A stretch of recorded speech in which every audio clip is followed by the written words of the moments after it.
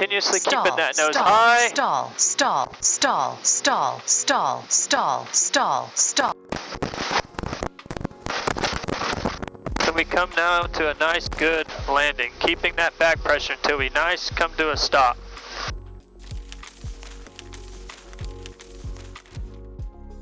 Something that we've been seeing an issue with, whether it be stage checks, end of courses, check rides, is pretty much any type of emergency landing, specifically the approach to landing. And so we're kind of making a video to basically get people an opportunity to have a kind of a vision of what that is. Because a lot of people, they've never landed on a soft field, or they just don't know what that approach is going to look like because they're used to pavement or just a regular runway. So a lot of times in training, before we reach 500 AGL, we're recovering. So no one's ever actually getting past that point. They're ending the maneuver and then we're going on with our day and we're like, okay, cool, yeah, you're probably gonna make that field. When a lot of people, maybe that's not the case. They're not configuring themselves up to land. They're not getting themselves in a good position.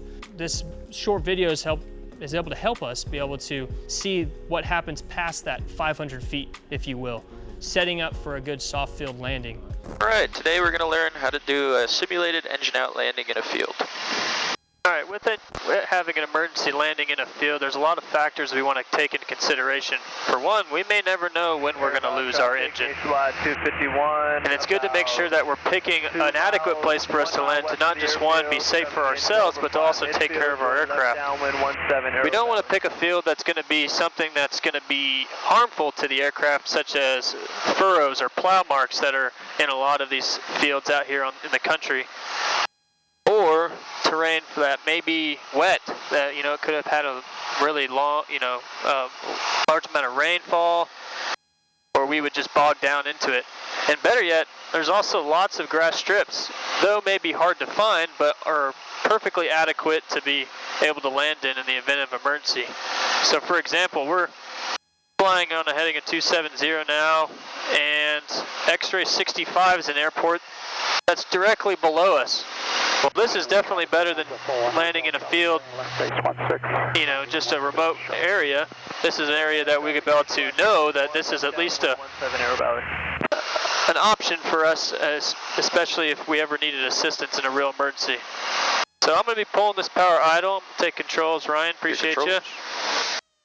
We are now simulating our engine is go out, and there's a saying that lots of aviators use, especially those that were fighter pilots back in the day. It's called wind your watch.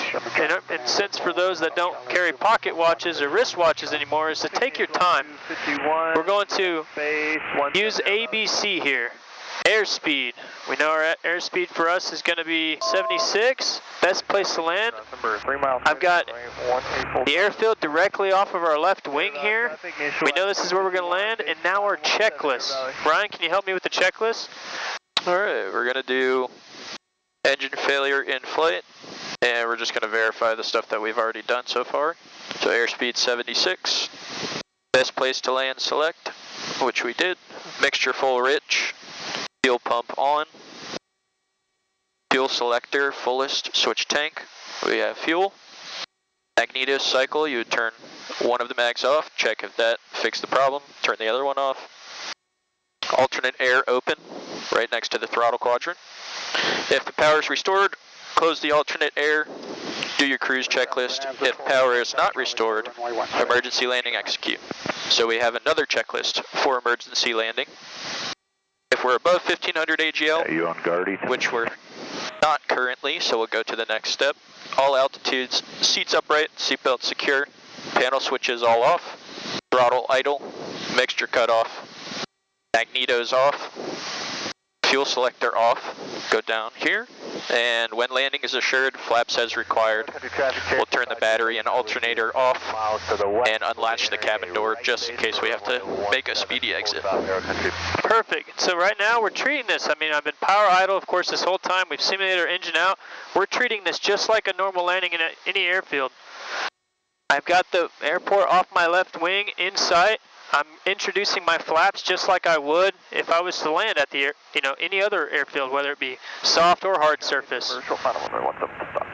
Keeping that as close as I can to our best glide.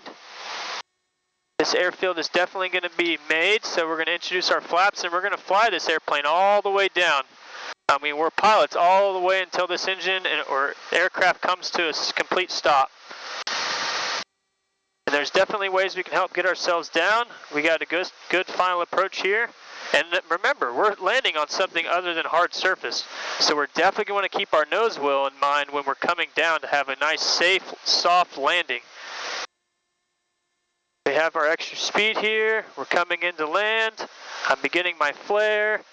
Just continuously keeping that nose high. Stall, stall, stall, stall, stall, stall, stall, stall. So we come now to a nice, good landing, keeping that back pressure until we come to a stop.